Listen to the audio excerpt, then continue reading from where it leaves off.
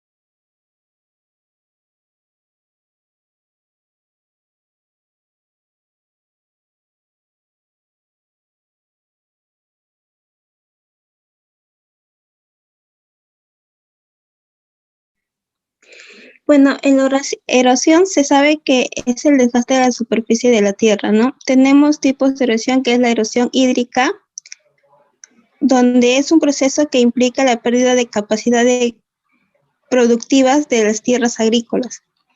Tenemos la erosión laminar, que mayormente se observa en la vegetación, la erosión en surcos, que son agrietamientos pequeños. Siguiente diapositiva. La erosión en cárcavas es mayormente lo que sigue de la erosión en surcos, son agrietamientos a mayor profundidad. Siguiente. Erosión eólica. Este tipo de erosión mayormente es causada por el viento.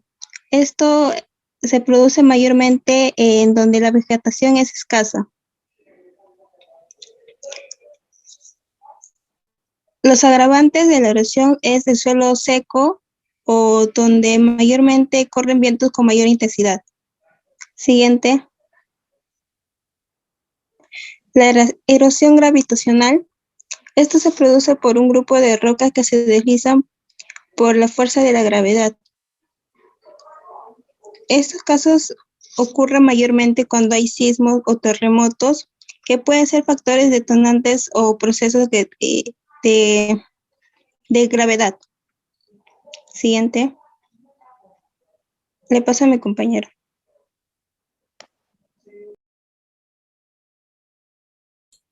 Como bien se sabe, la erosión es el desgaste de los suelos y rocas de la corteza terrestre, muchas de ellas producidas también por la acción del hombre. Tenemos la deforestación, que es un proceso donde se destruye la fosa forestal, con el objetivo de destinar el suelo a otras actividades, ya sea construcciones, o una carretera, o la agricultura intensiva.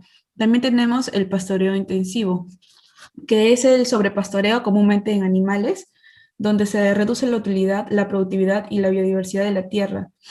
Y esto también ocasiona la desertificación, con ella la erosión. Siguiente, por favor. También tenemos la agricultura intensiva, que pues actualmente la agricultura intensiva es la degradación del suelo que afecta a 1.900 millones de hectáreas en todo el mundo, lo que representa aproximadamente el 65% de los recursos edáficos del planeta. El riego artificial también producido por el hombre, que es donde la erosión del suelo suele ser mucho más importante y el más afectado a nivel mundial. Siguiente, por favor. Continuando con la exposición, ¿cómo evitar la erosión del suelo? Sabemos que la información correcta, con los valores y el sentido común, estas son las armas principales para evitar la erosión del suelo causada por los seres humanos. También se puede evitar construyendo canales en aquellos lugares en los que el suelo no tiene una gran capacidad de filtración. También invertir en energías renovables, no ensuciar los ríos, pues la acumulación de basura, además de ser tóxica para los peces y por lo tanto para nosotros también, puede taponar y desviar el cauce de los ríos, provocando erosión y también inundaciones. Siguiente, por favor. También la deforestación incontrolada es peligrosa para nuestra salud y es necesario reforestar los bosques en los que se ha sido utilizado la madera de sus árboles. En cuestión de incendios, en algunos lugares se utiliza para renovar la vegetación. Ello ocurre en suelos que están capacitados para ello, pero no en todos.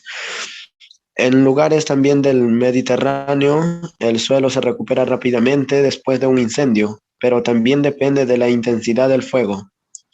Siguiente.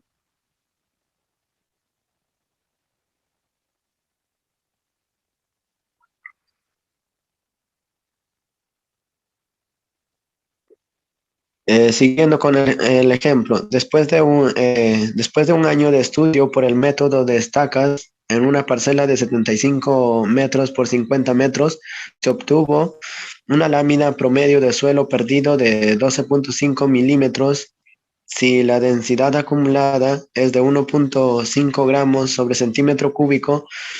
Calcular la cantidad de suelo perdido y su grado de erosión. Solución. Bueno, tenemos de datos que el área es de 75 metros por 50 metros, lo cual lo vamos a pasar a metros cuadrados, nos está saliendo a 3.750 metros cuadrados. Tenemos que la lámina, según los datos del enunciado, 12.5 milímetros, que lo estamos pasando a metros, nos sale 0.0125 metros.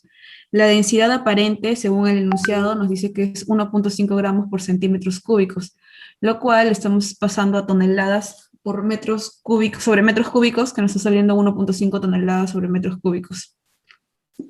Como nos está pidiendo calcular la cantidad del suelo perdido y su grado de erosión, tenemos que sacar el suelo perdido en volumen y en peso. Según la fórmula, el volumen del suelo perdido es igual al área por la lámina. Siguiendo y reemplazando estos datos, nos salen que el volumen es 46.875 metros cúbicos.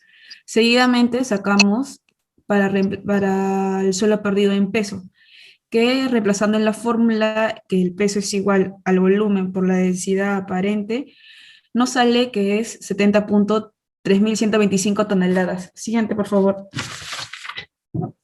Ya teniendo esos datos del suelo perdido en volumen y el suelo perdido en peso, podemos concluir con el grado de erosión.